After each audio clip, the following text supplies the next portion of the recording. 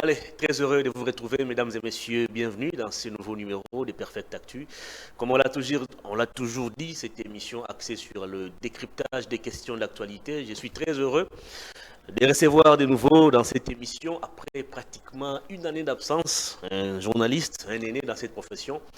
Je vais les présenter bientôt, mais d'abord les thématiques de l'émission. On va parler du voyage du président de la République au Qatar, à Doha, où se tiennent les pourparlers entre les ténors de l'AFC M23 et Kinshasa. Est-ce que cette fois-ci, le président de la République va nous ramener la formule magique pour restaurer la paix dans la partie est du pays? Nous en parlons dans cette émission. On va aussi commenter l'élection ou la succession de Vital Kamerhe à l'Assemblée nationale. L'Union sacrée a jeté son dévolu sur Aimé Boji Sangara qui venait de quitter le gouvernement. Et dans l'entretemps, Crispin Bindou l'a dit maintenir également sa candidature. Comment gérer cette situation? On va commenter cela dans cette émission avec celui que j'appelle le pertinent.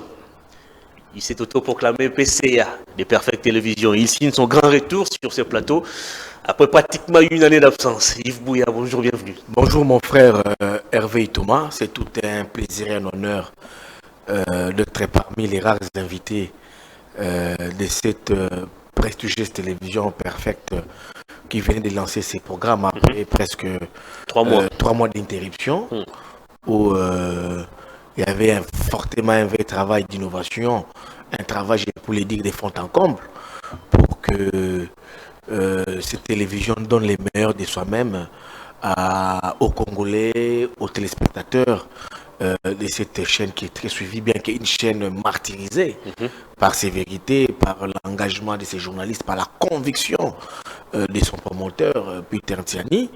Mais j'ai vu que c'est un média qui a tenu. Quand je dis c'est un média qui a tenu, au-delà de la persécution, je vois que la même équipe est maintenue. Je vois que c'est la même équipe rédactionnelle, je vois que c'est les mêmes techniciens. Je me dis que il y avait des valeurs, soit il y a des valeurs qui sont partagées dans ces médias. Un média complètement relooké. Je vois les meubles, je vois les matos, les matériels, je vois les installations, je vois les bureaux, j'ai vu la rédaction, j'ai vu que réellement les choses se sont bien organisées, soit améliorées ici. Je vois aussi les professionnalismes. Parce que je suis venu ici, j'ai été accueilli par 2 belles, jolies demoiselles, dames qui m'ont accueilli avec des très bons bisous. Donc, c'était pour me dire que, monsieur le PCA, soyez les bienvenus à Perfect Télévision. Je ne peux jeter que des fleurs. La fière chandelle revient ici à un ami, à un frère d'une autre mère, Peter Ntiani, qui a toujours porté une grande vision pour la presse du Congo, pour son média, et on a toujours vu le combat qu'il a toujours mené pour ces pays. Et pour moi, il m'a toujours beaucoup inspiré, à l'idée où ces difficultés ont toujours été mes difficultés. On a partagé des très longs moments, je le considère comme frère d'une autre mère, malgré nos vicissitudes, nos problèmes, nos petits soucis en tant qu'humain, lui et moi ça arrive, certaines incompréhensions, mais on se met toujours d'accord sur certains faits et sur certains points. Donc pour ça, moi, je n'ai plus que lui dire merci. Comme disent les Espagnols, vamos a lui. Et les meilleurs est devant nous, soit devant lui aussi.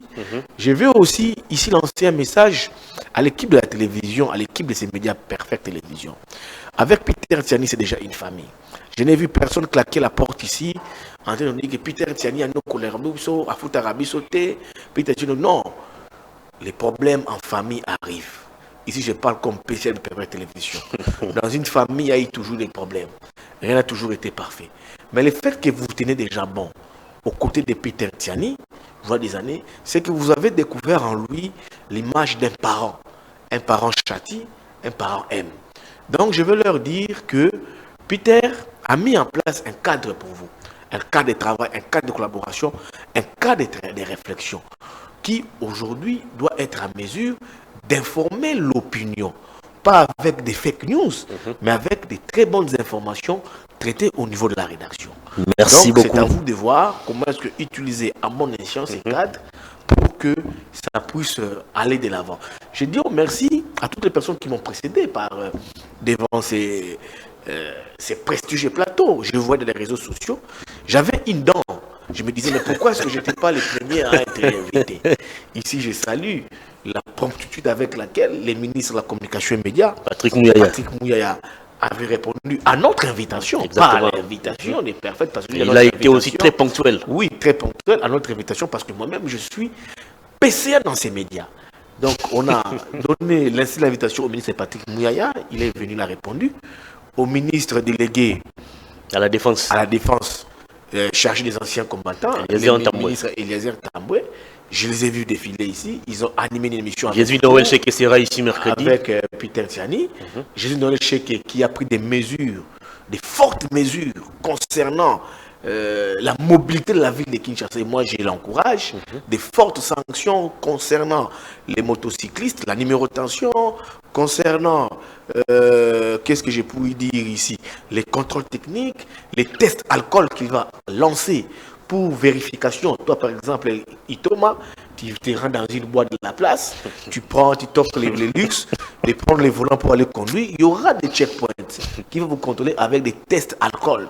Quand on prend, on t'appréhende que tu as pris de l'alcool. Comme on voit en Europe. Comme on voit en Europe, on te met de côté, on te renvoie à la police pour payer des amendes. Donc, c'est des innovations et des réformes que M. Cheke a apportées depuis qu'il a été porté à tête du ministère des Transports. On lui a collé ces ministères au-delà des cumuls qu'il a pour répondre aux vrais besoins des clients. Donc, pour moi, je l'encourage pour ces réformes. Après les contours techniques, viendra aujourd'hui demain des sanctions sur les grands cars qui seront suivis des amendes. Si vous êtes appréhendé par la police en cas d'ivresse, en cas de non-respect des consignes, en cas de dépassement des bandes, je pense que là maintenant vous aurez des brigades, une brigade qui a été installée par le ministre Joël Cheke, une brigade équipée, pas n'importe quelle brigade, une brigade équipée avec matériel, tenue et véhicules qui sera en permanence sur les rues de Kinshasa pour voir quel est cet automobile qui a mal ces chauffeurs qui a mal conduit, quel est ce Congolais qui a mal utilisé la route et quel est ce Congolais qui prend le volant en cas d'ivresse. Et je pense que des réformes que je salue et j'ai surtout aussi aimé la malle qui a été donnée à hauteur de 2 millions de dollars pour toute personne qui sera appréhendée au cas où il ne respectait pas les consignes sur les routes qui ont été imprimées, données par les ministres Jésus Noël Cheke. Donc, dans cette fête, je vous dis, vamos, à vous, à l'équipe et à tout le monde. Merci beaucoup, cher PCA. On fera un très bon débat. Exactement. Un débat comme d'habitude. Une réflexion à la hauteur de nos pensées et de nos intelligences. Et Kinshasa, la République démocratique du Congo et même l'Afrique s'apprêtent à vivre un grand événement en 2026. Le 2 mai, Fally Ipupa va se produire au Stade de France. Il y a des spéculations qui se racontent un peu partout, selon lesquelles les billets ne se vendent pas. Alors qu'il y a une dame qui venait aussi de se prononcer pour un concert au Stade de France et elle aurait vendu tous ces billets et que du côté des Fally, ça ne semblait pas marcher. Qu'est-ce qui se passe? Est-ce que les concerts se préparent bien? Est-ce que tout est mis en œuvre pour que Fally puisse réussir ses concerts? Ici, je ne veux pas m'ériger en porte-parole de mon grand frère de Bandalungwa. Fally Ipupa, je le dis que c'est mon grand frère de Bandalungwa. Moi, je le soutiens en double casquette. D'abord, comme natif de Bandalungwa, vous savez que Fally Ipupa, c'est un natif de Bandalungwa de ma commune autant que moi. J'en suis natif. Donc, pour ce concert, j'ai monté 50 banderoles dans la commune de Bandalungwa. J'en ai vu. Pour soutenir. J'étais récemment à Bandal vers la maison communale, j'avais vu ça. Pour soutenir les 2 mai au Stade de France, à la banlieue parisienne, les concerts de Fally Ipupa. Donc, je l'ai fait d'abord, premièrement, comme un natif de Bandalungwa, comme le même Fally dit Bandalungwa. Donc, lui et moi, c'est une fibre communale que nous partageons pour une même commune, c'est Bandalungwa. Quand il vient à Bandalungwa, je partage des fois les rares moments avec lui et il a quelque chose d'attache avec sa commune. Donc je l'ai fait. Et en deuxième casquette, je l'ai fait comme un fils du pays qui soutient un autre fils du pays. Fally n'est pas un apatride. Fally Ipupa, il est congolais. Au-delà des Gims, au-delà des Dadju, au-delà des Nino, il est congolais, au-delà des SDF, au-delà de tous de ces Congolais qui se réclament être Congolais, mais Fally est plus Congolais que eux. Pourquoi? Parce que qu'est-ce qui se passe avec sa billetterie? Fally a quelque chose d'attache avec les Congos. Fally peut prendre son véhicule de Bandalungwa jusqu'à vers Yolo. Tu vois? Peut-être de Yolo jusqu'à l'aéroport. Peut-être de l'aéroport jusqu'à l'Antsele. Donc il va rouler à Kinshasa sans GPS. Fally Poupa. Fally peut te manger les dindons et la chikwang. Parce qu'il en a mangé à Bandalungwa. Il peut te manger l'arachide et les manioko. J'en viens. Il n'est pas ce qu'il est. Je sais ce qu'il est. Je sais ce qu'il aime. Le dindon de Bandal. Il peut te manger les dindons de Bandal avec la chikwang. D'ailleurs, il les mange très bien. Les dindons de Bandal avec la chikwang. Donc, c'est comme ça que je le soutiens. Donc, moi, les concerts de Fally au Stade de France, de demain, je ne vois pas la personne de Fally Poupa. Je vois le Congo. Les Congos, parce que c'est un Congolais. Depuis que l'histoire de la République démocratique du Congo a existé, grand respect, Taboulay, Hiroshiro, Papa Wemba, King Kester, Kofi Olomide, Jimé Piana, Weranson, Manachat, Inosbi, tous des pliques, Fabregas, grand respect. Moi, je parle Ferrego là, grand respect. Mais il n'y a pas un musicien de souche qui a presté au niveau des Stades de France. Il n'y en a pas. Et depuis la musique congolaise, c'est Fally qui a presté et qui joue. Alors là, qu'on ne voit pas Fally, qu'on voit le Congo. Selon moi, je vois que dans ces concerts-là, Bandal s'est déplacé vers les stades de France. Ça, c'est mon point de vue. Un deuxième point de vue, c'est le Congo qui sera au Stade de France. Pourquoi le Congo? C'est un Congolais qui joue, un grand musicien de renom, connaît l'international et qui a une crédibilité par la billetterie. Gauthier Sey nous révèle que jusqu'à présent, vous n'avez pas vendu 11 000 billets. J'en viens. Donc, c'est ça. C'est là où je dis ici au gouvernement congolais de soutenir ces concerts. Moi, j'ai fait la Côte d'Ivoire, j'ai fait le Sénégal. Quand les Magic System jouent, Youssou N'Dour, les Alpha Blondy, ils font des grandes salles à l'international. On voit toujours le gouvernement de ces pays soutenir ces concerts.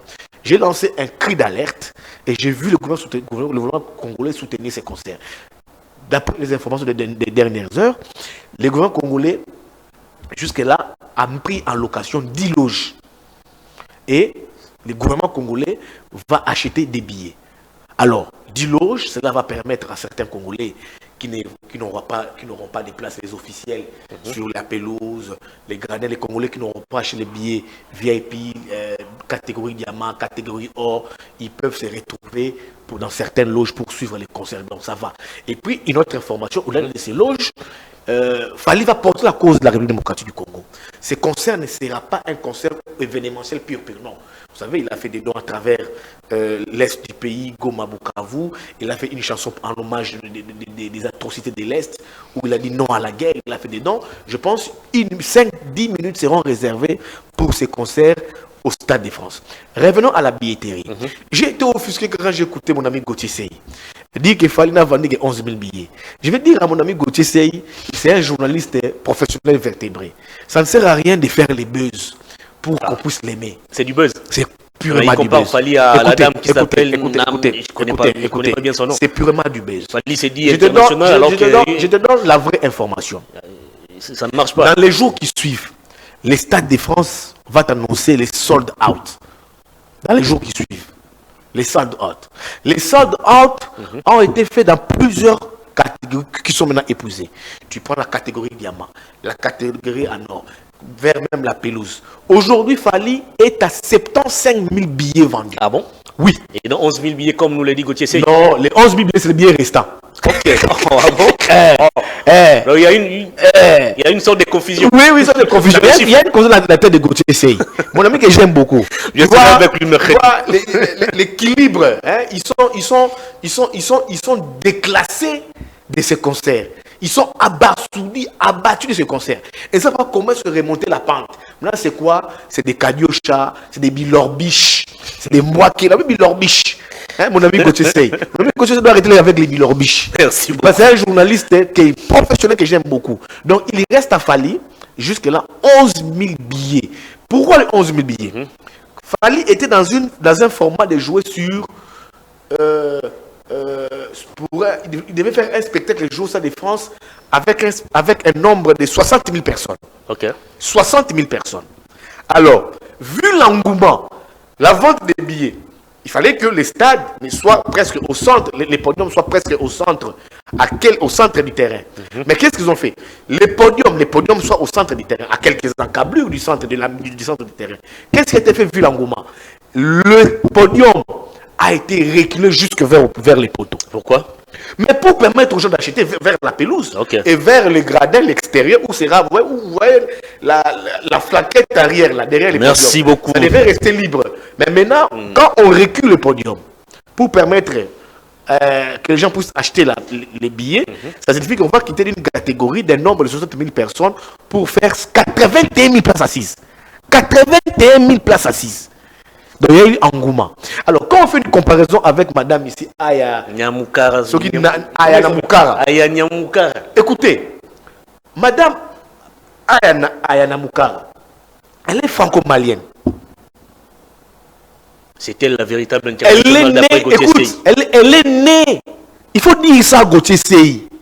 Il sera ici demain. Oui, il faut dire, Yves Bleutel vous a dit ça. Madame Aya, grand respect à elle, c'est son 3e Stade de France. Ah bon? Oui, c'est son 3e Stade de France. Elle a fait un sold out dans l'espace de 24 heures. Écoutez, Madame Aya Nakumura, Elle est non compliquée. Elle est née en France. Ok. Elle a son public français. Merci beaucoup. Écoutez, elle a tout fait en France. On va parler actualité. Gims est né à quitter Kinshasa à l'âge de 9 ans, 10 ans, comme son père le disait, Namakolo de Fao. Son père l'avait dit à Memi Ekuna. Nino, il est né là-bas. Merci beaucoup. Et puis quand tu prends la billetterie en termes et à vente, il n'y a pas un artiste et musicien en termes de catégorie à qui a vendu ses billets plus que Fally Poupa. Merci. Il n'y en a pas. Donc, on va parler cette différence entre Aya et Fally, Fally va dans un terrain déjà conquis. Fally va dans un terrain déjà conquis, ce n'est pas son terrain. Alors, dites maintenant à Madame Aya Nakumura, qu'elle vient jouer aussi au Stade de Martyrs. Qui veut jouer au Stade de Martyrs.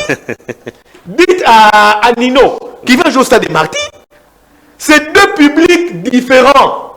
Merci. Qui n'ont pas les mêmes méthodes, les mêmes méthodes, merci. Les mêmes styles musicaux. Merci pour cette Alors maintenant, Fally, il a joué dans sa carrière de 20 années. Il a conquis ce terrain. Il part maintenant sceller ce terrain par les Stades de France. Merci donc beaucoup. Dire ici qu'il a vendu 11 000 billets, je pense que ça relève pas de la bonne information. Et puis que Gauthier Sey, mon ami que j'aime beaucoup, s'il te plaît, vous dites la vérité. Je suis par là. Je suis par là. Que Gauthier Sey, mon ami que j'aime beaucoup, vous dise la vérité. L'idée du double stade de Martyrs de Fer, c'est venu de moi. Ça ne vous a pas dit, hein? Ça ne vous a pas dit. Il faut que Gauthier Sey vienne vous dire ça. Il faut rappeler aussi que Fally avait déjà annoncé un double stade des Martyrs. Que Gauthier Sey vienne vous dire. L'idée du double stade de Martyrs de Fer est venue de qui? C'est venu de moi, Izuba, Siméon Isako. Vous savez pourquoi? Merci. Nous étions quelque part à Matadi. Quand on a vu l'affiche de la publicité de Fally Poupa avec l'aigle comme ça, bon, Gauthier Sey, c'est un ami que j'aime beaucoup. Ça fait partie de l'actualité de l'information. C'est mon ami que je On va parler politique. On va parler politique. J'ai dit à mon ami Gauthier Sey, en présence de Beledou, je prends 4 témoins. D'où je suis Beledou, Simon Isako, Edmond Izuba, et nous avons Gauthier Sey. Nous étions à Matadi pour une enquête. J'ai dit à Gauthier Sey, mon ami, maintenant que Fally a mis le Stade de France, vous ferez comment? Parce que on ne peut pas laisser Fally faire, ne peut pas laisser à Fally de jouer le Stade de France et que lui ne fasse rien sur le terrain. Bon, mon ami Gauthier Sey a mijoté. On s'est même à réfléchir. Comme nous étions entre amis. J'ai dit à Gauthier Sey, il doit mettre le Stade des Martyrs. Et les 2 mai. Pourquoi pas le Parc des Princes? C'était le Parc des Princes et le Stade des Martyrs. Merci beaucoup. Allez. Et puis après, politique. J'ai vu Ferré avec Gauthier être ensemble. Ils ont plus fait le choix du Stade des Martyrs. Je pense que ça a été plus pratique pour eux. Merci. plus pratique pour eux. Et je dis bravo. On peut, ces deux font le stade des martyrs, les 19 et les 20 juin. Je dis bravo à Ferregola, un grand musicien. C'est ça, cette concurrence qui doit vivre. Merci. Mais moi, j'aurais souhaité, Merci. avant qu'il joue les 19 et les 20 juin, Ferré doit faire un grand concert en Europe. Il vous a entendu. Et j'apprends qu'il y a même d'être calé déjà. Il vous a suivi. Merci beaucoup. Pour moi, faire Accor Arena. Accor Arena. C'est un grand musicien, il a des grands managers, il a un grand sponsor. Merci beaucoup. beaucoup. Vous jouez ici les 2 mai au stade des Martyrs. Ici, de l'autre côté, on a eu Accor Arena. C'est 40 000 places assises. Donc, par exemple, je vais voir ici, la Perfect, si Perfect s'est engagé pour le concert des Fali, on va voir qui est-ce qu'on pourra amener. Je vais faire un plaidoyer au niveau des Fali Poupa. On est très disponible. Pour voir qui est son programme. Si Fali est d'accord, il va le faire. Je vais demander ça à Fali. Donc, soit à son équipe, à Soule Kaouka, à Dilasso, soit à Edi Badiata. Merci. Et tout consort. Merci. Donc, l'Europe, si Ferré, on est là, les 2 mai, on a Fali, soit les 30 avril, soit le 1er avril, on a fait Ferregola à Accor Arena. Merci. Poto et Kabouana. Merci. Donc, ici, merci beaucoup. les gens te prennent beaucoup. la banlieue parisienne vers les stades des Martyrs. Ici, les gens te prennent les trains, les tramways, les métros pour se rendre vers. Merci beaucoup. Les publics étaient impatients. Plus de 40 000 places. Et suivre vos analyses politiques. Mais Ferregola, bon musicien, grand chanteur, mais que mon ami Gauthier Sey. On change carrément de chapitre. Doit lui dire la vérité, d'où est venu le double stade des Martyrs. Merci. Et moi, il faut que ça, mon ami. Merci. Mais ils doivent bien fignoler ça. Mais je pense que ça sera la bonne musique pour les Congos. Et j'aime cette concurrence entre Fali et Ferré, parce que c'est des musiciens aujourd'hui qui te font la fierté de la République démocratique du Congo. Merci. Je ne suis pas gaulois, je ne suis pas Merci warrior, beaucoup, je suis la bonne Bouya. musique avec l'héritier, avec tous ceux qui font la bonne musique, les pliques, les bines affilées, les qui encore. Toi tu aimes qui est Fabricaz. Toi tu es villageois, donc on dit à tout. Non, je suis Wengeman. Les grands Wenge, les grands F4 là. Oui, moi je suis Wengeman. Moi, je suis BCBG. Merci beaucoup. Je suis BCBG, mais vu les circonstances culturelles, je préfère soutenir mon grand frère. Merci beaucoup. Allez, on va directement aller dans les menus de l'émission. Assemblée nationale, succession des Vital Kamere. L'Union sacrée a opté pour la candidature d'Aimé Boji Sangara. Mais dans la même Union sacrée, il y a encore une sorte de frustration. Crispin Bindoule, qui avait porté la pétition contre Vital Kamere, estime qu'il a été roulé et il maintient donc sa candidature malgré le choix du président de la République, haute autorité de l'Union sacrée. Est-ce qu'il s'agit d'une humiliation qui a été infligée contre les députés nationaux, le fait pour le président ou l'Union sacrée d'aller pousser un membre du gouvernement à démissionner pour succéder à Vital Kamere, ou vous pensez que c'est la démocratie qui poursuit son bonhomme de chemin? Avant de vous répondre, je vais ici encourager une personne. C'est la première dame de la République démocratique du Congo, Denise Nyakero Tshisekedi, qui a lancé une vaste campagne de la reconnaissance sur les génocostes. Sur les génocostes, les génocides congolais. Vous savez, Hervé Thomas, nous avons plus de 16 millions de morts. C'est plus que 10 millions de morts, c'est plus que les génocides rwandais. Mais aujourd'hui, la première dame vous lance une campagne à l'international pour que les génocides soient reconnus comme crimes contre l'humanité. Il faut qu'il y ait une justice transactionnelle. De tous ceux qui ont tué, persécuté les Congolais, ces personnes doivent être jugées. Mais malheureusement, quand je vois l'engagement de la première dame en ce qui concerne les génocostes, je viens, un mémorial a été installé, reprenant tous ces victimes, tous ces Congolais qui ont été victimes des génocostes. Je pense vers l'inspection générale de la police nationale. Je vois des gens défiler, c'est quand même important. Les Rwandais ont vendu son génocide à la France a reconnu. Les Rwandais ont installé un génocide au niveau de Kigali.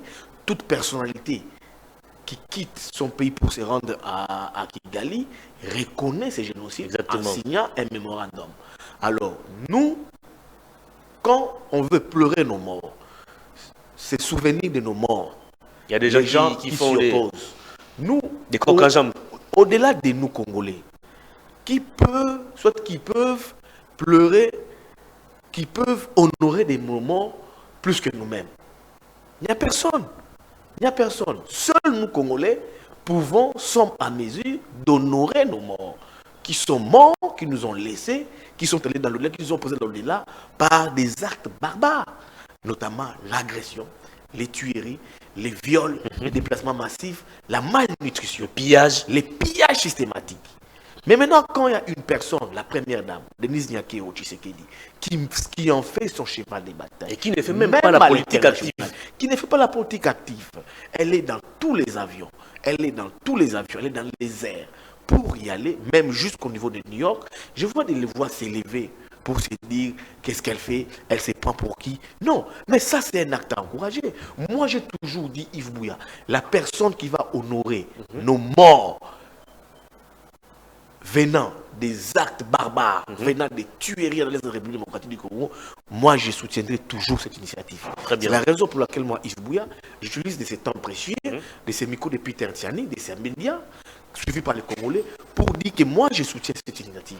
C'est souvenir de nos morts, c'est souvenir de ceux qui sont partis dans l'au-delà de manière atroce. Si on ne les fait pas, ceux qui sont partis avant nous dans l'au-delà, pour la patrie, au nom de la patrie, soit par exemple ils ont été martyrisés par nos agresseurs, par les pays agresseurs, qu'est-ce qu'ils diront de nous qui sommes restés encore vivants sur cette terre des humains? Donc quand il y a une personne qui les fait, je dis ici la première dame, il faut l'encourager. Moi j'encourage, je veux que cette reconnaissance soit à l'international, soit reconnue à l'international. Cette reconnaissance doit d'abord venir des Congolais. Mukwege les fait. C'est un combat de Mukwege. Je vois que la première dame de la République démocratique, comme Madame Denise Nyakero, a rallié ces combats. Je suggère au professeur Denis Mukwege de mettre une rallonge, un corridor de collaboration avec les professeurs, avec les docteurs Denis Mukwege, qui est prix Nobel, pour qu'il ait cette reconnaissance du génocide qu'on dit génocide congolais à l'international. Pour que ces pays, ces personnes qui nous ont martyrisés, qui ont tué les Congolais, puissent être jugés. On ne peut pas avoir une justice transactionnelle sans cette reconnaissance. Il faut qu'il ait cette justice. Exactement. Pour que demain après demain, pareil acte barbare ne se répète plus. Ici, je joins ma voix à la démarche de la première dame pour que ceux qui ont été martyrisés par nos agresseurs qui nous ont laissés et que ces génocides, ces génocides soient Merci beaucoup. J'ai vu Mike Tyson aller au mémorial des génocides et des génocaustes. Il a visité, il a rendu hommage. C'est quand même significatif, c'est quand même un symbole fort. Exactement. Quand on voit, on érige un mémorial pour ceux qui ont été victimes de la barbarie venant de nos agresseurs. Donc ceux qui s'y opposent à la démarche de la première dame, soit à tout autre Congolais qui les font, je pense que ce ne sont pas des vrais Congolais de souche. Donc ici, j'apporte mon soutien de manière aveugle, un soutien massif. Très bien. À la première dame de Denise Nyakero, à sa fondation, qu'elle puisse toujours militer pour ces Congolais qui nous ont laissés et que nous-mêmes Congolais puissions reconnaître qu'il y a des Congolais qui sont allés au-delà, qui ont vu l'au-delà avant nous et que seuls nous puissions aujourd'hui honorer la mémoire de ces Congolais-là. Et quand une personne les fait, qui voit ces Congolais être honorés par sa fondation Denise Nyakero, de transformer la fondation Lona, on ne peut que saluer l'initiative. Ceux qui refusent cette démarche, ces gens-là, je pense que ce ne sont pas des Congolais de souche, c'est des Congolais où il faut voir avec deux yeux leur appartenance nationale et leur fibre patriotique. C'est des Congolais, toi tu es Congolais ou pas, mais je vois des gens dans les réseaux sociaux en train de combattre l'initiative. Non, moi, Bouya, je vais soutenir et je soutiendrai l'action, pas parce que ça dépend de la première dame de Denise Nyakero Tshisekedi, parce qu'il y a eu des Congolais qui nous ont quittés, qui ont été morts par la barbarie des pays qui nous ont agressés. Donc ici, Bouya, sachez que je soutiendrai la démarche jusqu'à ce que cette reconnaissance sera faite à l'international sur les génocostes. Merci beaucoup. Et parlant toujours de la première concernant, dame, elle venait plutôt, lors de son passage en Égypte, et conclure un partenariat stratégique avec une université de la place là-bas. Elle a obtenu même 10 bourses d'études en faveur des jeunes Congolais qui iront étudier dans les jours qui viennent en Égypte. Écoutez, initiative à saluer. Concernant la bourse, madame la bourse d'études Excellencia. Excellencia. On ne peut pas encore s'y opposer, Hervé Thomas. On doit rester patriote. On ne doit pas voir les noirs partout, du noir partout. Il y a des noirs ici, il y a des noirs là-bas. La bourse, c'est un problème. Ça émarge, nous, non. Du moment où, pour cette bourse-là, ceux qui sont bénéficiaires de cette bourse-là ne sont même pas membres de la famille de la première Exactement. dame. Ne sont même pas membres de la famille du président de la Des République. Congolais qui sont sélectionnés. Congolais. Moi, j'ai chacun. enquêté sur cette bourse. Peut-être vous ne le savez pas. J'étais au fin fond des Moujimaï. J'ai vu des Congolais, moi, Yves Bouya, sortis des familles pauvres, des casernes pauvres, papa sans perspective, sans issue, parents pauvres, dépinés et tout, qui vous mangent presque tous les jours les mankena avec les maniocos. Mais quand j'ai vu un parent, j'ai dit à un parent, me dit, mon fils Yves Bouya, moi, Yves Bouya, ton petit frère, ton frère, étudie à Harvard. Moi, j'ai dit, votre fils étudie à Harvard. Oui, mon fils étudie à Harvard.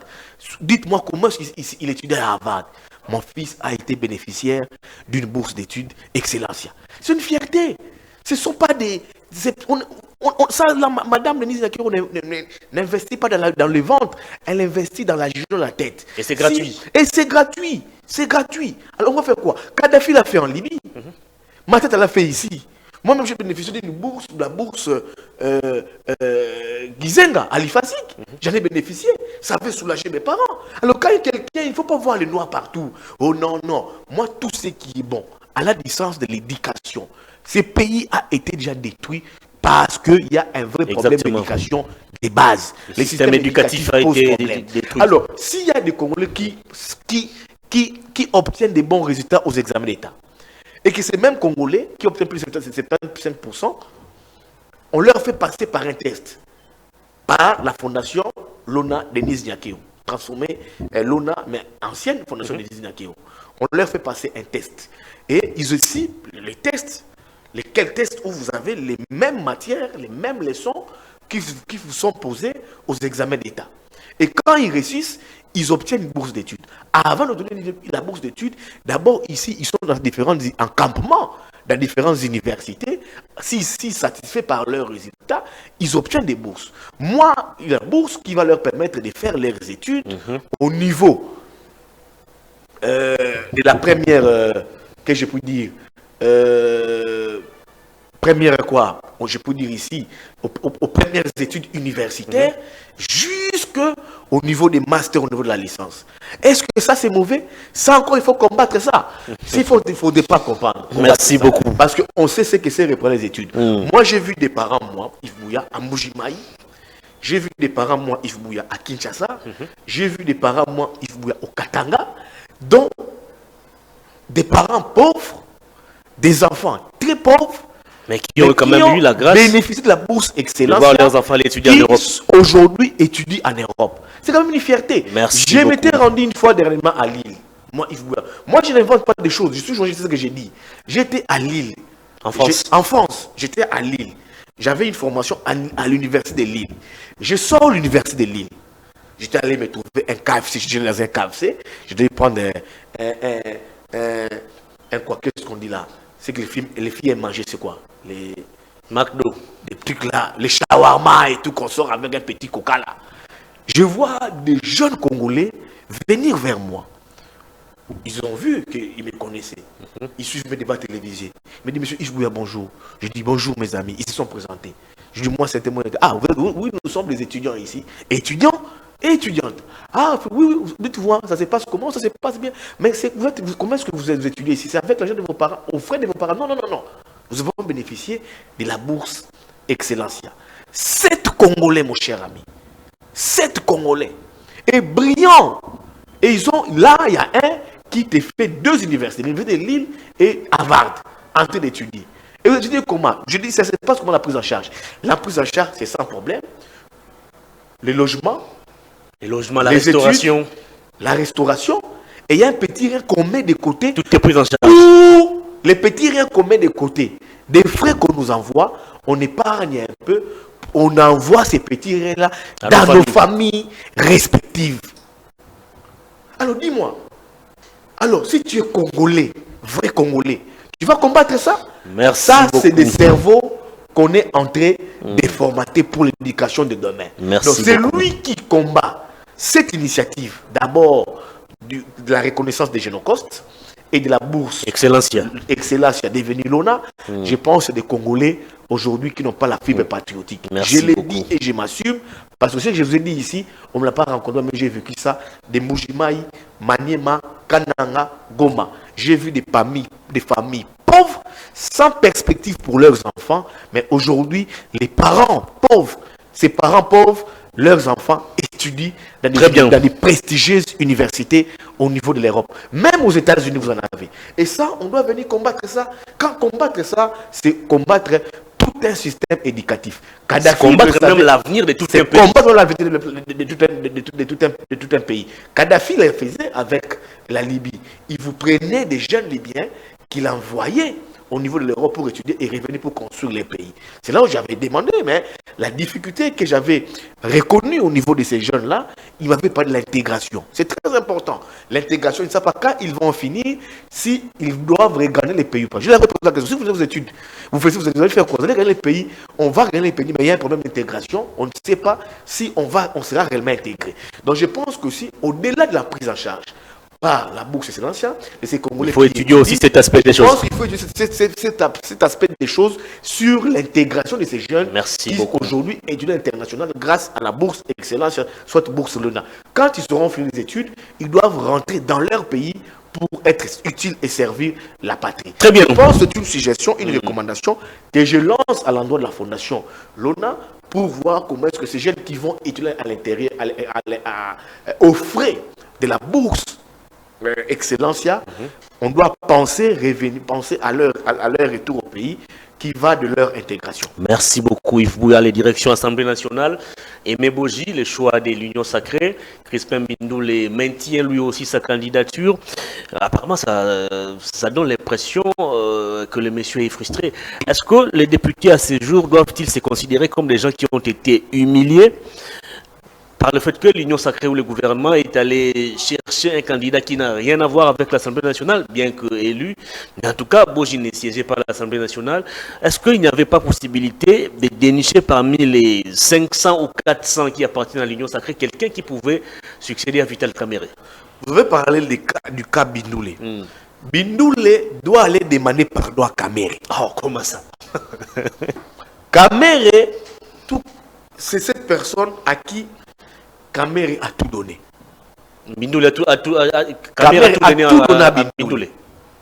Bindoulé, on l'a utilisé pour faire la sale besogne contre Vital. Il a quitté l'UNC, il est maintenant à l'UNC. Oui, mais après on l'a utilisé, non? Il a été utilisé. Il a été au four et au moulin. Au four et au moulin. Contre Vital. C'est mon quand même de Vital. Pourquoi il fait l'Assemblée nationale? Il est où? Lui, Bindoulé Crispin, pensait que s'il faisait tomber Vital Kamerhe, il allait avoir une grosse cagnotte, une grosse récompense. À la fin, Tijengou. Il n'a rien eu, Tijengou. On l'a manipulé pour une sale besogne. Maintenant qu'il ait participé à la chute de Kamerhe, il a gagné quoi? Rien du tout. Je le vois en train de parler. Non, moi avec mon équipe, il maintient sa candidature. Je maintiens. À l'UDPS, on va les chasser. Retenez ce que je dis. On lui demande même de ces... Si il continue comme ça, on va les chasser. Il a été utilisé pour une sale besogne et il doit s'arrêter là. Il doit demander pardon à Vital. Comment tu fais ça à un grand frère qui t'a chéri dans sa vie, qui t'a porté dans ta vie, et je lui fais du mal comme ça. Et il pense avoir gagné, mais il n'a pas gagné. Maintenant, là, il est humilié. Vous avez maintenant un bureau qui sera mis en place de l'Assemblée nationale. Il ne figure même pas. Maintenant, c'est quoi la menace de Bindoulé? Bindoulé veut dire, si moi je mettais ma candidature, si on laissait Boji, on fera moi et mon équipe, et certains députés qui me suivent, on fera un vote à blanc. Voilà la menace de Bindoulé. Les votes à blanc signifient quoi? Bindoulé doit comprendre qu'il a été sucé. Comme ça, on l'a décompressé, on l'a déconflé. Et on l'a utilisé pour une sale besogne. Il était tout souriant avec ses cheveux comme Jean-Baptiste, comme un Samson. Tout souriant. Avec ses cheveux comme Samson là. Tout souriant. Maintenant, où est Bindoulé? Il est aux oubliettes. Si Bindoul était intelligent, si moi j'étais Bindoul, j'aurais dû demander la contrepartie politique. Je mouille mon maillot, j'exhibe mon visage contre Vital. Qu'est-ce que je gagne quoi en contrepartie? Mais Bindoul et tout ce qu'il a fait là, avec les petits frondeurs, l'argent ou pas, qu'est-ce qu'il a gagné? Bindoul est de sa maturité politique. Les ridicules et la honte. Qui n'a pas eu le temps de calculer tout ça. Mais quand on vous dit qu'on a l'union sacrée, vous avez choisi Aimé Boji. Boji qui vient d'ailleurs du gouvernement. Il vient du gouvernement. Donc c'est une grande humiliation pour ces députés nationaux. Exactement. Tous les 400, 500. Une grande humiliation, on prend un ministre en fonction, qu'on fait démissionner du gouvernement pour l'envoyer à l'Assemblée nationale. Du moment où Félix Tshisekedi, président de la République, a 500 députés dans sa poche, on choisit un membre du gouvernement. Quand il rentre à l'Assemblée nationale, on active son mandat. À quoi sert cette majorité parlementaire que le président de la République allait avoir? Donc, Bindoul a aussi raison de se fâcher. Bindoul n'a pas raison de se fâcher. Il a été utilisé comme une girouette. Tu vois? On l'a utilisé et puis on l'a débarrassé comme une lingette, quoi.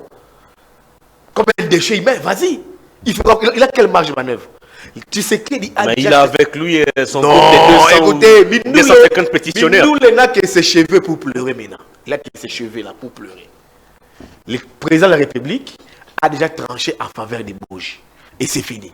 Parce que il y a un réseau fort d'entourage du président de la République qui avait milité déjà pour Boji. Ces réseaux-là, je ne vais pas les citer ici parce qu'on va dire ici, toi Yves Bouya, tu es tribaliste. Je ne parlerai même pas. Ah, Yves Bouya, toi tu es mon Congo, tu parles pour de notre réseau, je ne parlerai pas. Mais il y a un réseau qui a travaillé. Il s'agit du Congo. Qui a travaillé pour que Boji soit là. Vous comprenez? Maintenant que Boji soit là. Mais pourquoi Boji et pas les autres députés? Il y a Mbosso par exemple qui voulait aussi gagner la présidence de l'Assemblée nationale. Mbosso, on lui avait fait comprendre à la tête qu'il y avait des gens dans l'entourage du président de la République qui voulaient contraindre le président de la République au choix des Boji. Et que Mbosso, toi, on peut te faire la carte. Parce que il y avait des gens dans la dynamique, dans les précarés du président de la République, qui se sont dit à un moment, qui ont dit à Mbosso qu'on veut contraindre les chefs de l'État de faire les choix sur Boji. On veut contraindre les chefs. Alors, à un moment... Comment on peut contraindre les chefs? Non, mais les chefs n'avaient pas... Les chefs n'avaient pas encore décidé comme tel. Avant qu'il ne puisse convoquer... Mais aussi comment le président va aller désigner un candidat président de l'Assemblée nationale? Mais il s'agit d'un autre pouvoir. N'est-ce pas cracher sur la séparation des pouvoirs? C'est ça. Mais maintenant, quand il s'agit des Camérés, les gens s'étaient cachés. On dit non, les députés... Mais on savait d'où venait la main noire. Oh non, nous les députés, ça n'a rien à voir avec on a agi librement. Non, on a agi librement. Maintenant, il faut maintenant choisir les représentants de Vital Caméré. On recoupe au président. On recoupe maintenant au président. Même Chilumba, il avait dit. Donc ça, je dis ici, même le départ des Caméré, tout a été politisé par ces Caméré, dérangé Caméré. Donc, les gens ne voulaient plus se sentir des Caméré. Maintenant, nous sommes entrés dans une phase où on veut avoir Caméré sans Caméré. On veut avoir Caméré sans Caméré. Mais Boji est de l'UNC. Mais il ne serait plus en odeur de cette... Non, mais alors... Rien que les communiqués signés par Caméré dévoilent tout. Non, Caméré a pris acte. Il a pris acte sans donner un mot d'ordre. Oui, Caméré a pris acte. Quand tu vois Caméré ne veut pas entrer en guerre pour avec Tshisekedi. C'est un Caméré qui encaisse. Il évite la guerre avec Tshisekedi. Il n'en a pas besoin. Il n'en a pas besoin maintenant. Il encaisse, il évite, il voit, il comprend, il observe. Il fait des perspectives. Et il fait des perspectives. En Louis Vital, il sait déjà ce qu'on lui a fait. Vital n'est pas bête, il n'est pas dupe. Vital sait ce qu'on l'a fait. Il le sait très bien. Mais il s'est dit, j'encaisse, je vois, ce n'est pas encore les moments, je comprends. Peut-être que ce n'est pas les moments. Mais certaines peuvent réagir. Mais certaines personnes estiment que Vital Caméré est devenu un otage politique de l'Union sacrée. On les malmène, on lui donne les perchoirs, on les fait des perchoirs, on prend quelqu'un qui lui est très proche, de la famille même, Boji. Exactement. Parce que Vital Caméré Boji, la famille, il y a des enfants dedans. La première épouse du président Caméré, c'est la sœur aînée de Boji. Il y a des enfants dedans. Tu vois, c'est les liens de famille. Les liens de famille, les liens politiques. Et on prend la même personne, on les place là-bas. Donc je dis, on veut avoir Caméré sans Kamere. C'est vouloir du Kamere sans Kamere. Mais Boji et Kamere, c'est deux profils diamétralement opposés. Non, je pense que et les deux ne se sont... Kamere, il voit, il observe. Il sait peut-être qu'il n'a plus de marge de manœuvre politiquement. Mais il ne veut pas aller, il ne veut pas s'afficher en vente en guerre. Il s'est recoquifié. Il s'est dit, j'observe la politique, je vois où est-ce qu'on part, j'analyse, je comprends. Les fronts avec Tshisekedi, maintenant, je n'en avais pas besoin. C'est une personne qui laisse faire, qui comprend. Tu penses que quand on a fait le choix des Boji, tu penses que ça ne va pas déranger une grande part de l'UNC? Tu penses que ça n'a pas dérangé Kamere dans son fort intérieur? C'est des forces à la politique. Mais, Boji est placé là, on voit ce qu'il va donner. Certaines personnes disent qu'il est placé pour des réformes. Non, on veut toucher à la Constitution. Je ne veux pas que M. Boji soit cette personne des réformes qui va permettre qu'on ait un pouvoir qui va démérer à vie. Non. Si on veut aller dans ce sens-là, je refuse que cette idée de vouloir modifier la Constitution, soit changer la Constitution, puisse légitimer ceux qui ont touché aux armes. Si on y va là-bas, je suis journaliste, je sais ce que j'ai dit.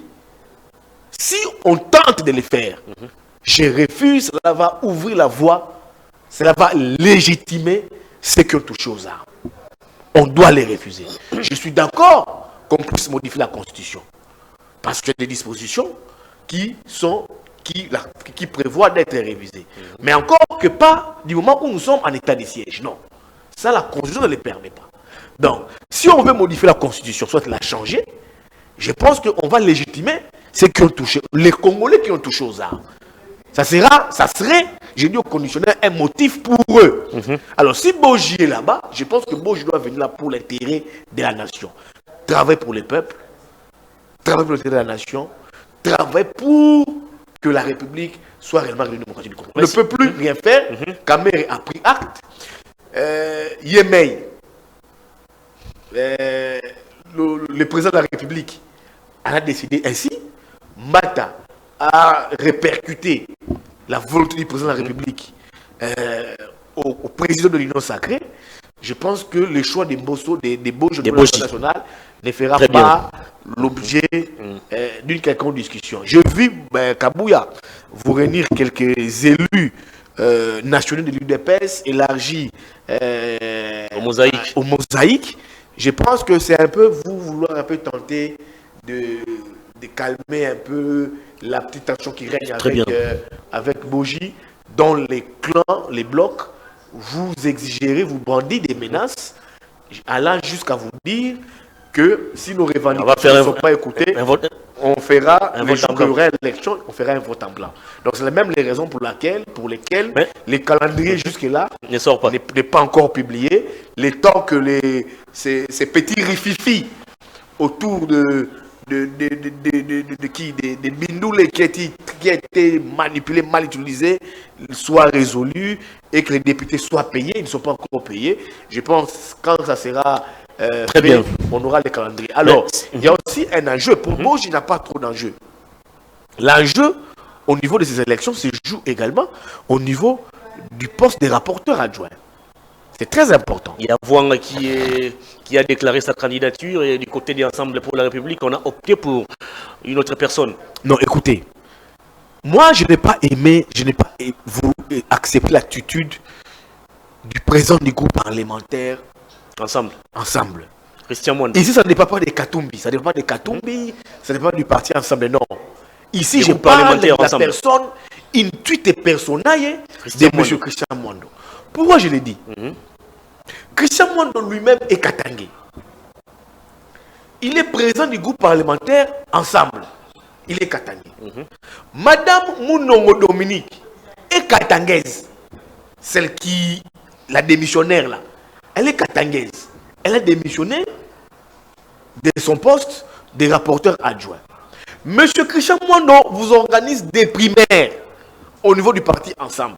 Les partis Ensemble, il y a plusieurs tribus à l'intérieur. Il y a des gens du Bas-Congo, des Maniema, des Bazouélé, de la Chopo, il y a plusieurs Congolais. Mais dans les primaires des Ensemble, comme groupe parlementaire, M. Christian Mwando vous sort encore une autre Katangaise qui doit remplacer, qui doit succéder à une autre Katangaise. Mais mon cher ami, c'est quelle image que ça donne? Lui-même est Katangé, président du groupe parlementaire. La dame qui a démissionné, Madame Mounongo Dominique, Katangaise. Le groupe parlementaire va au primaire. Vous sort une Katangaise, Madame Clotilde Moutia, pour succéder à Madame Mounongo Dominique, qui est Katangaise. C'est quelle image que moi... Vous avez bien rappelé ici qu'ils sont partis aux élections primaires. Non, écoutez, dans ensemble, il n'y a que les Katangais. C'est là où moi je fustige l'attitude. Mais ensemble, il y a eu plus de députés au Katanga. Mais non, mais ça, il faut vraiment le reconnaître. On ne peut pas tuer cette image. Mais c'est que moi, nous fait. Lui-même est Katangais. Madame Moundongo qui a démissionné Katangaise, celle qui doit la remplacer, aussi Katangaise. Donc il n'y a pas de Bakongo. Il n'y a pas de gens de Maniema, il n'y a pas de Tchopolais, de Tchopolaises. Il n'y a pas de Boris Mboukou qui a été élu au Grand Bandundu. Il n'y a pas de gens de Bandundu. Il n'y en a pas. Il y en a. Alors, pourquoi alors? C'est quelle image que M. Christian Mwando? Ici, je ne parle pas du président Katumbi. Je parle de M. Christian Mwando. Qui veut nous donner l'image que les partis ensemble étaient partis de Katangé. Mais est-ce que Mwando a agi en électron libre? Non, mais ça non. Se référait à la lui-même, l'expérience parlementaire que Christian Mwando a. Il ne peut pas comprendre que ça tue l'image du parti. Lui-même Katangé. Madame Mounongo qui était la Katangaise, qui veut faire remplacer par une autre Katangaise. C'est quoi l'image que moi nous veut donner au parti ensemble? Que Katumbi est un tribaliste, que Katumbi est séparatiste. Katumbi n'est pas tribaliste. Katumbi n'est pas séparatiste. Je le connaissais, il est fédérateur. Regardez l'entourage de Katumbi. Vous avez les Salomon Escadella, vous avez les Henri Kokolo, vous avez les Don Pedro Alitalia, vous avez les Kamitato, vous avez les Francis Kalombo. Mais l'image que lui, moi, nous veut nous imprimer, c'est quelle image? Ensemble, c'est un parti de Katangé. Et je vous dis ici, je ne dis pas comme journaliste, il avait fait ça à Salomon Escadella.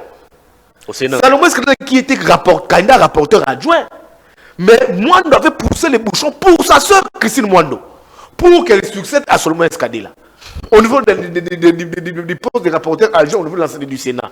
Et heureusement que Salomon, pour l'entourage de Katumbi, il a su faire taire ses ambitions démesurées de Christian Mwando. Et tu sais ce qui s'est passé? Il y avait une machine katangaise qui s'était activée contre Salomon Escadella. Et pourtant, cette candidature de Salomon Escadella devait être portée par les élus katangais, par lui-même Mwando. Pourquoi? Parce que Salomon Escadella est sénateur du Haut-Katanga. Il n'est pas sénateur du Maniema, non. Il a été élu sénateur du Haut-Katanga. Mais ne serait-ce que pour ça, bien que Salomon soit originaire du Maniema, est-ce que M. Mwando ne pouvait pas soutenir la candidature de son frère Salomon? Il ne l'a pas fait. Maintenant, regarde l'image qu'il nous donne, lui-même président Katangé, président du groupe parlementaire Katangé, Mounongo qui est là-bas, Katangaise, qui a démissionné, Clotilde Moutia, elle est élue de Lubumbashi. Mais au-delà de Katangaise. Maintenant, regardez ce qui se passe. À l'hypothèse où Madame Clotilde Moutia passé était élue rapporteur adjoint, ça nous fera quoi? Une configuration de 2 membres du bureau qui occupent, soit qui partagent les mêmes zones linguistiques. Si Madame Clotilde Moutia passé, elle est du Grand Katanga. La rapporteure, la questeur, Chimène Polipoli, est aussi du Grand Katanga. Bien qu'elle démembrée, elle est aussi du Grand Katanga. Chimène Polipoli est de Olomami, dont les fiefs, dont les chefs-lieux est Kamina. Alors, tout ça, M. Christian, moi, on ne voit pas ça. C'est là où, maintenant, par ricochet, moi, Yves Bouya, un républicain, un homme d'État, un journaliste averti, un journaliste intelligent, l'homme des analyses et l'homme de toilettage technique, je me suis dit, je soutiens carrément la candidature de Mme Christelle Vouanga. Christelle Vouanga n'est pas inscrite comme députée ensemble. Le poste des rapporteurs adjoints revient à l'opposition, alors que les indiscrétions laissent entendre que Vouanga n'est pas inscrite comme députée ensemble. Les règlements d'ordre intérieur, bien qu'élue sur la liste ensemble. Les règlements d'ordre intérieur de l'Assemblée nationale permettent à tout le monde de compétiter à ces postes. Mais pourquoi il n'y a pas de candidat président de l'Assemblée nationale? Pourquoi il n'y a pas de députés opposants comme non, écoutez, il faut pas... Si les règlements autorisent... Non, il ne faut pas confondre entre les présidents et les postes des rapporteurs. Les présidents, l'enjeu était pour les pour les présidents. Les postes des rapporteurs, on n'interdit personne. Mais vous avez évoqué le règlement intérieur qui permet à les règlements intérieurs. Quel poste? Je me rappelle du temps avant l'installation du bureau Caméré. J'ai lu une missive de Mbosso, alors président du bureau d'âge, qui avait pris un communiqué fixant modalité de l'élection du bureau définitif de l'Assemblée nationale. Je crois à son article 3, c'était dit que les bureaux des candidats étaient déposés au niveau du bureau du président des candidatures. Et qui était habilité de déposer les candidatures? C'était les candidatures devraient venir de la majorité, de l'opposition et des non-inscrits. Alors, comme était le cas, est-ce que Jean-Claude Bayendé, qui est rapporteur au niveau adjoint au niveau il est de l'opposition? Il n'est pas de l'opposition. Donc, Madame Vouanga, comme elle est non inscrite, elle peut compétiter. N'est-ce pas une preuve, plutôt, n'est-ce pas une prime au vagabondage politique? Non, c'est pas une prime. Tu sais, moi j'ai une expérience parlementaire. Dans un groupe parlementaire, quand il y a un membre du groupe qui se sent élésé, peut écrire au bureau pour te dire que moi, mes idéologies politiques, je la partage. À quel moment Vouanga a commencé à se sentir lésé? Parce qu'elle a été élue sur la liste Ensemble pour la République. Elle a été élue sur la liste Ensemble, mais elle n'est plus sur les regroupements politiques. C'est ça la différence. Parce que c'est les regroupements parlementaires qui portent la candidature.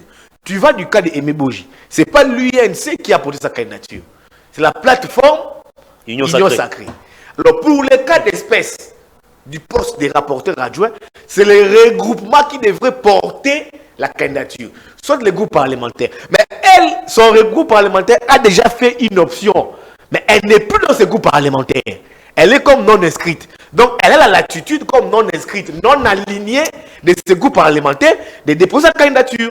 C'est la raison pour laquelle. Mais Mouzit au siège à la réunion comme non inscrit. Matet a siégé comme qui? Bien qu'il a été remplacé comme non inscrit. Madame Vouanga, depuis novembre 2024, elle avait déjà notifié les bureaux de l'Assemblée nationale, disant à ces bureaux que moi, je ne fais plus partie de ces regroupements, de ces groupes parlementaires. Donc, elle s'est déjà désolidarisée du groupe parlementaire Ensemble. Mais pourquoi elle n'est pas quittée carrément Ensemble pour la République? Non, mais quand elle dit un regroupement politique, c'est le reflet d'un parti politique. Quand elle dit que je ne partage plus de ces groupements politiques-là, donc je ne suis pas dans ces partis politiques-là. Et avec l'arrêt de la Cour qui permet aux députés de changer de parti selon leur le mandat est impersonnel, je pense. Hein. Donc là, elle a les droits de postuler comme au poste des rapporteurs adjoints, comme non inscrite. Bien que son regroupement ait choisi déjà une personne, mais elle ira comme non inscrite, comme indépendant. Donc ici, je me vais me mettre à inventer un peu l'expérience de cette dame. Je vois beaucoup de gens en train de dire, il y a Irachan, il y a les fils Walesa qui s'est fait liguer par les fidèles de son papa. Se faire relire par les fidèles de l'église n'est pas un problème. Goné pourrait être porté en 2018 par son église. Mais maintenant, après, la suite, c'est comment? Il faut travailler dans la base. Tu vois? Mais là, quand tu mets sur la balance, madame, monsieur Irachan, monsieur Wale Savan, il a été radié, il est aussi non inscrit. Et ça donne aussi le pouvoir de compétiter à ces postes. Vous prenez madame... Il s'agit d'un conglomérat de non inscrits. Non, c'est un choix libre. Hein. C'est un choix libre. Quand vous prenez l'expérience de madame Christelle Vouanga, de Van Walesa. Van Walesa, j'apprends des députés qu'il a du mal à articuler ne serait-ce qu'une phrase en français. Ça pose déjà problème. J'apprends des députés, je ne confirme pas. Il serait évangéliste, semble-t-il, comme un évangéliste peut oui, oui, mais c'est tout le monde qui prêche au Congo. À s'exprimer. Tout le monde qui prêche au Congo selon sa langue. À sa langue d'ailleurs. Alors, selon les députés, moi je dis rien. Selon les députés que j'ai côtoyé, pratiqué, certains m'ont dit que Van Wolefis Walesa aurait du mal de vous construire ne serait-ce qu'une seule phrase en français. Comment une personne qui a déjà du mal à vous construire ne serait-ce qu'une seule en français, on peut lui donner ses postes de rapporteur adjoint? Parce que les rapporteurs adjoints, c'est au fait ces postes qui reflètent l'image de l'institution Assemblée nationale. Donc c'est un poste à ne pas... Il faut faire des communiqués, il faut faire des comptes rendus, il faut faire des comptes rendus, il faut avoir la verve oratoire, parler les bons français, ajuster les mots, pas in à la place de un, ou un maman, non, on dit maman. Il y a des députés qui disent ça là-bas à l'Assemblée nationale. Alors comment on peut donner un poste aussi stratégique, important, magnifiant à quelqu'un qui aurait, d'après certains députés, va demander ça, à vous prononcer. Il y a beaucoup de fils à papa à l'Assemblée nationale. Beaucoup de fils à papa, ils sont beaucoup. Mais ce sont les églises qui les élisent. Ce sont les églises. C'est déjà une calcul. Les gens comprennent déjà. Sont dans ma boîte, mais qui n'a pas d'église. Tu vois, qui n'a pas d'église. Alors, mais là, tu prends Irachan, c'est un vent en guerre. C'est quelqu'un qu'on ne peut pas contrôler. C'est un élément incontrôlable. Un électron libre. Un électron libre, donc il fait ce qu'il pense dans sa tête. Mais Madame Vouanga, ça c'est l'expérience parlementaire. Des législatures, aucun couac, aucun problème, aucun souci. Des idées, des initiatives parlementaires. Et vous le savez, elle est la tête de cette 10e commission permanente au niveau de l'Assemblée nationale. Elle a dirigé la commission droits de l'homme. Oui, exactement. Les droits de l'homme. Elle a milité pour cette commission. Elle a été d'ailleurs à l'origine de la création. Elle a été à l'origine de cette commission. Mabunda les lui a conféré comme femme. Elle a géré cette commission avec succès, avec des réformes qu'elle a apportées sur les droits de l'homme. Bien qu'elle avait connu une certaine opposition de Bochab, mais dans ses entrefaites, elle avait aussi reçu le soutien de M. Paix à son âme, le brillantissime député Henri Thomas Lokondo. Vous comprenez? Mais elle a été à la tête, à la création d'une 10e commission permanente des droits de l'homme. Pourtant, l'Assemblée nationale n'en avait que 9. Donc voilà un peu ce qu'elle a sur son activité. Donc si on lui confiait d'elle, les députés faisaient les rapporteurs adjoints. Les députés faisaient ses choix pour elle à ces postes de rapporteurs adjoints, je pense qu'on ne fera pas mauvais calcul. Déjà qu'elle elle sort de la presse. Elle a en elle l'embryon, l'ADN, les gènes journalistiques. Donc, si pour elle, elle prenait ses postes, je pense que les élus auront fait choix utile en faveur de Mme Christelle. Merci beaucoup. Une dernière question avant de parler des Doha.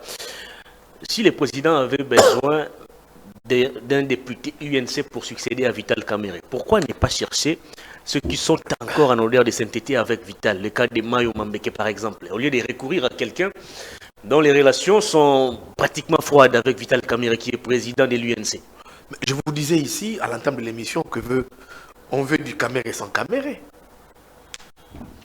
Dans l'UNC, c'est connu de tout le monde. Ce n'est pas un secret des polichinelles que la pilule Mayo est une pilule mère à avaler. Je sais pourquoi je l'ai dit. Mais Vital n'a pas de choix. Comme ce poste revient à l'UNC, au lieu que l'UNC puisse perdre cela, on donne ça à l'UNC. Moi, Mayo, ce n'est pas une mauvaise candidature, Jean-Baudouin Mayo. Jean-Baudouin Mayo, c'est simplement l'expérience parlementaire. Je pense qu'il est là depuis 2006 comme député. Il a été à l'origine de la création de l'UNC. Il est PCA à la Sénoïdrogue, je pense. Il est avocat expérimenté chevronné. Il a un grand barreau, un grand cabinet d'avocats ici, excusez-moi. Donc, pour moi, c'était une bonne candidature. Mais ce qui a fait défaut avec Jean-Baudouin Mayo, je pense, c'est la zone linguistique. Comment ça? Il est du Grand Bandundu, non? Oui, il est du Grand Bandundu. Si Mayo passait, ça pouvait aussi ça allait bousculer l'équilibre géopolitique institutionnel. Pourtant, avec Vital comme président de l'Assemblée nationale, on a connu pratiquement 3 membres qui venaient d'un même espace linguistique. Ça n'a pas posé problème. La première ministre est d'une zone linguistique qu'on connaît, qu'elle est du Congo central. Je parlais du bureau de l'Assemblée nationale. Oui. On a Kamerhe qui était du Sud Kivu. On a la questeur, je crois. Non, on parle de la tête du Perchois. Je parle de la tête du Perchois. ça allait bousculer les équilibres géopolitiques institutionnels. Voilà les termes appropriés. Ah, mais tout comme maintenant, c'est de l'intelligence. Ça allait bousculer l'équilibre géopolitique institutionnel. Mais tout comme maintenant, on a les blocs swahilophones qui gèrent le Parlement. Il y a Sama au Sénat, il y a eu Vital et puis il y a aussi il y a Boji qui va l'Assemblée nationale est la deuxième institution du pays. On veut bien passer Jean-Baudouin Mayo, mais il est de l'Ouest. Bon, on peut vous se poser la question si Mbosso passait, est-ce que Judith Soumino allait se démissionner? En quoi ça dérange? Bon, j'ai vu que... Il y a eu Sama au Sénat et Kameri à l'Assemblée nationale, tous du bloc swahilophone. Oui, du bloc swahilophone, mais là, il faut séparer ces institutions. L'Assemblée nationale est la deuxième institution du pays. C'est après l'institution président de la République, vient l'institution Assemblée nationale. L'Assemblée nationale est une institution. La présidence n'est pas une institution.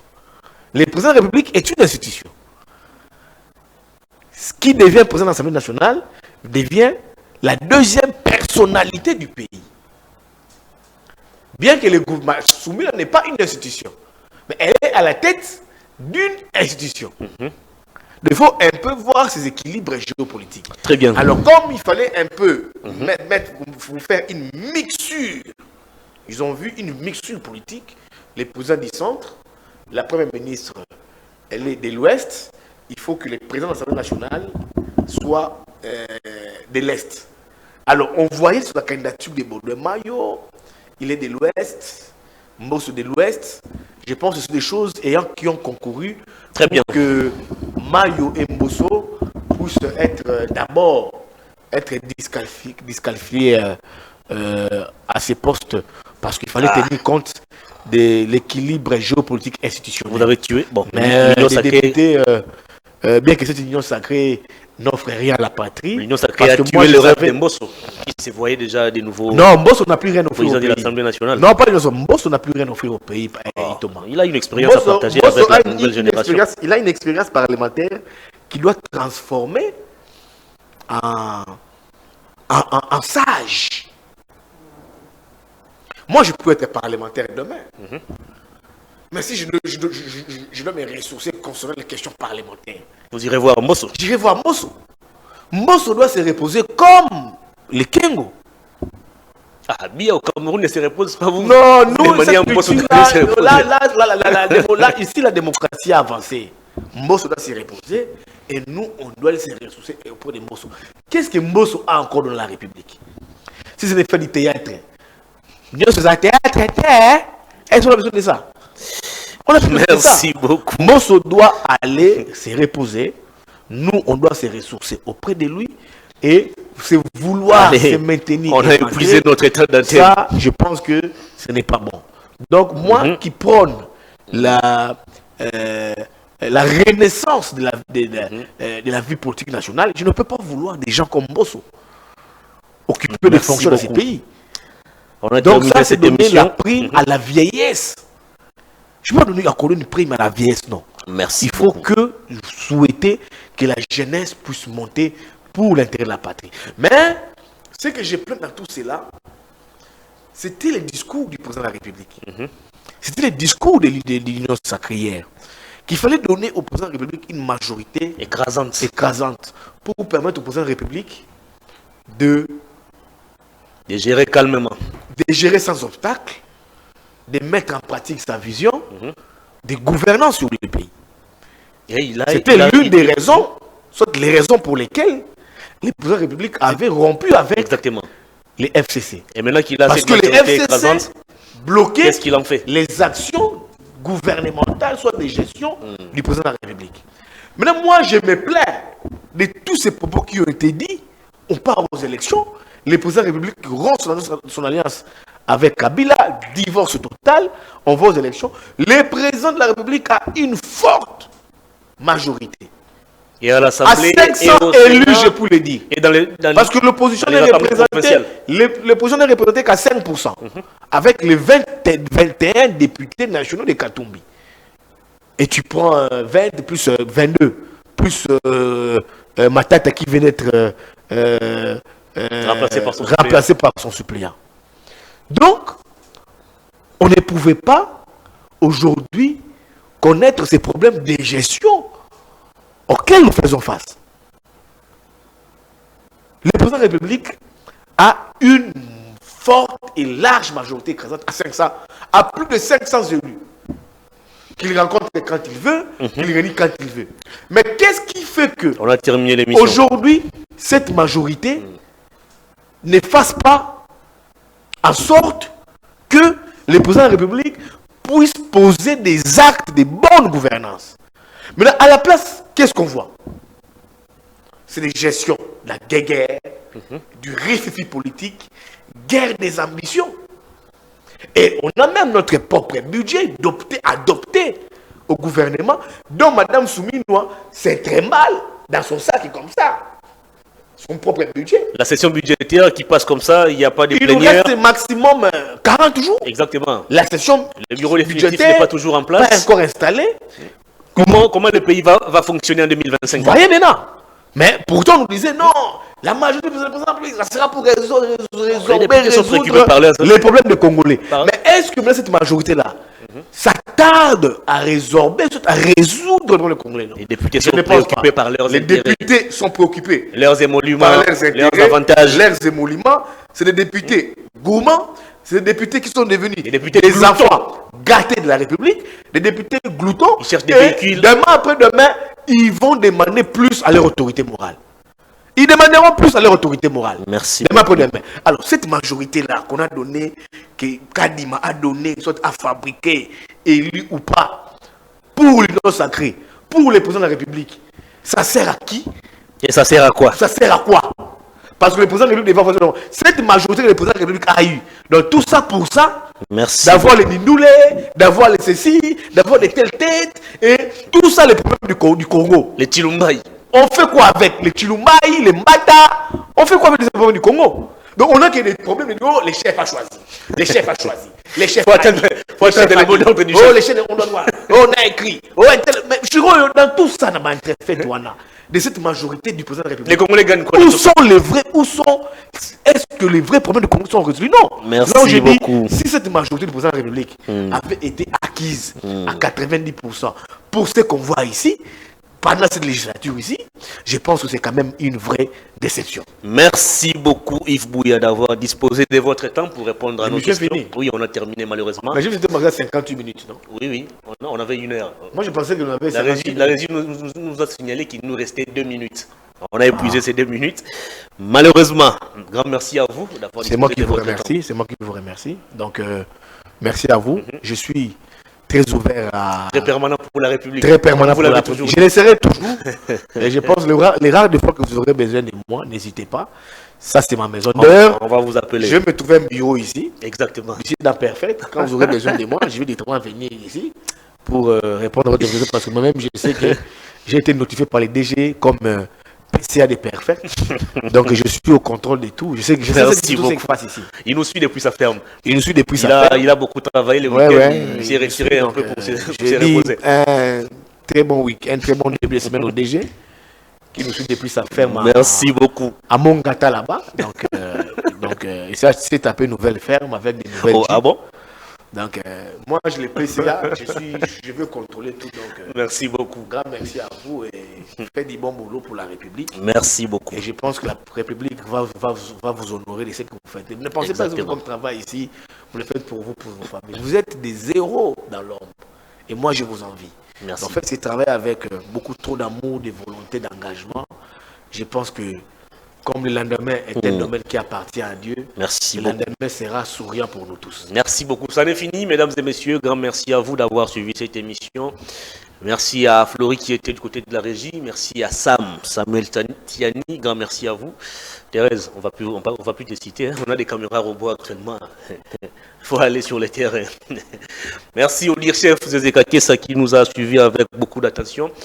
Je vous retrouve probablement mercredi avec d'autres invités, mais avec toujours le même plaisir. Au revoir.